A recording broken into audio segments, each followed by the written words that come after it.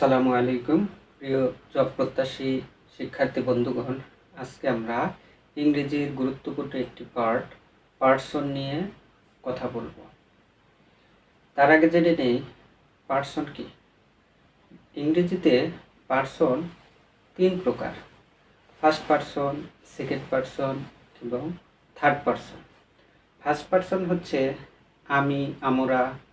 Second person হচ্ছে তুমি, তোমরা। এবং থার্ড পার্সন হচ্ছে সে, তারা ইত্যাদি।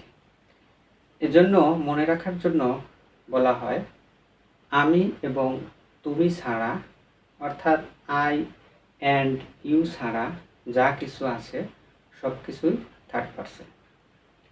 তো এই পার্সনগুলোকে ইংরেজি বাক্যে ব্যবহার করার সময় কোনটার পরে কোনটা বসবে সেটা কনফিউশন তৈরি করে।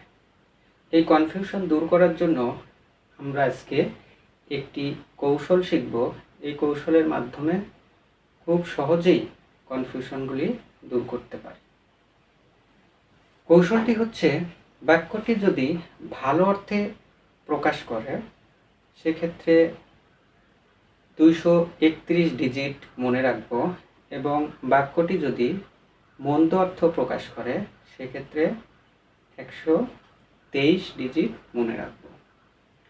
তো উদাহরণের মাধ্যমে আমরা লক্ষ্য করি।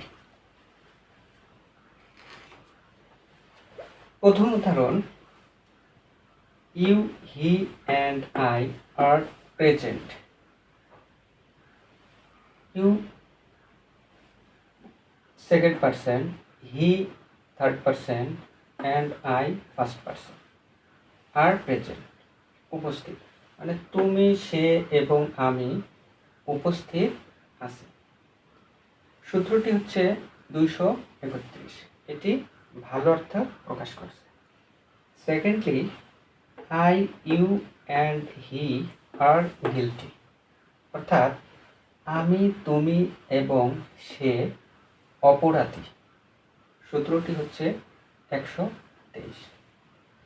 তাহলে আমরা 231 এবং 123 মনে রাখার মাধ্যমে এই পার্সনগুলিকে খুব সহজেই মনে রাখতে পারি। আশা করি বুঝতে পেরেছেন। যদি বুঝে থাকেন তাহলে একটি এক্সাম্পল দেওয়া আছে, সেটি অবশ্যই কমেন্টসের মাধ্যমে জানিয়ে দেবেন। এবং ভিডিওটি কেমন লাগলো তাও কমেন্টসের মাধ্যমে জানিয়ে দিবেন। আজকে এ পর্যন্তই। আল্লাহ হাফেজ।